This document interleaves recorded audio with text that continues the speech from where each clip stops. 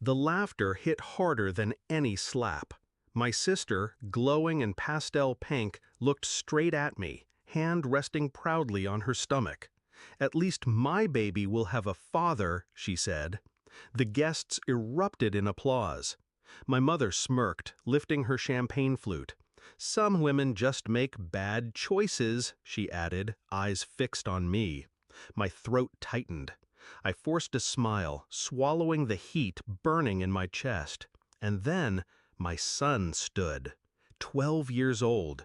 Too young to know cruelty, too old not to see it. His voice cut through the noise. "Aunt Maya," he said, steady as steel, "should I tell everyone about Uncle Tom's other family?" The room froze. I should have looked away that first night. The night I caught my sister's fiancé watching me too closely. His hand lingered when he greeted me. His words slid too easily, too rehearsed. I told myself I was imagining it. But little cracks widened. Late-night calls he silenced too quickly. Receipts tucked into his wallet from places he swore he'd never been. My sister beaming at him, blind, while his eyes wandered. I kept quiet, because loyalty is a leash, and I wore mine too long. The truth came to me in fragments. A lipstick shade not my sister's smudged on his shirt. A message flashing across her phone. "When will you tell her? The kids miss you." Kids? Plural? My chest hollowed out. The man my sister was about to marry already had a family, another life, a secret he buried under lies. I could have told her immediately, but betrayal deserves more than blunt truth. It deserves precision. So I waited. I played the quiet one, the failure, the single mother, the one they whispered about when I left the room. And all the while I gathered. I found the address, the small suburban house 2 towns over. I met the woman, his real wife. Her eyes carried the same exhaustion mine once did. She opened the door with a toddler clinging to her leg and another crying upstairs. She didn't know about my sister. She thought she was the only one. That's when I knew. This wasn't just betrayal. It was rot. And rot spreads until you cut it out. I planned quietly. No fury, no chaos, just patience. First, I kept my sister close. I offered to help with the baby shower. I smiled through clenched teeth. I let her think she was winning, that she was better. Second, I taught my son the one lesson I never had, that silence is complicity. He saw more than he should have.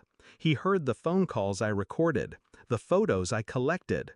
He asked me why I didn't tell Aunt Maya. I told him, the truth always comes. Sometimes you just have to choose the stage. He nodded, and he remembered. That stage was her baby shower, the perfect picture. Balloons, cupcakes, smiles.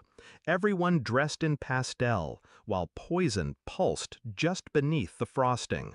She took her chance to humiliate me, to laugh at my scars, at my broken marriage, at the empty seat beside me. And when the guests joined in, I held my son's hand under the table. I didn't have to speak. He did. The silence after his words was violent. My sister's smile cracked. What are you talking about?" she stammered, her eyes darting toward Tom. Gasps rippled through the room. Tom's face drained white. Sweat collected at his temple. He opened his mouth, but my son wasn't finished. "He has kids already," he said, voice steady. "I saw them. My mom showed me." I pulled out my phone. One tap, and the screen lit up with photos. Tom holding 2 children outside the suburban house. His real wife beside him, tired but smiling faintly. Dates, addresses, timestamps, proof. I didn't speak. I didn't need to. The room erupted for me. My sister's hands shook. "Tom, tell me this isn't—" But Tom had no script left, only silence. The guests whispered, disgust sharpening their voices. My mother, always quick with judgment, looked at me then. For the first time, no words came, just fear, because she realized I had played the long game. Tom left that day in a storm of curses, his engagement ring abandoned on the table. My sister collapsed, sobbing, but the sympathy that once swaddled her was gone. The crowd she used to mock me with now looked at her with pity. And my mother? She tried to gather the pieces, tried to spin the story, but no one wanted to listen.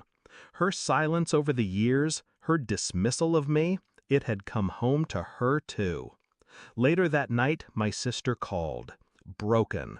"Why didn't you tell me?" she whispered. I could have said, "Because you never listened." I could have said, "Because you enjoyed my pain." Instead, I told her the truth. Because sometimes the only way people believe is when they see the ruin with their own eyes. Do I feel guilty? No.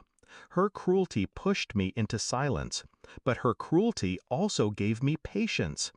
Tom's betrayal deserved light, not mercy.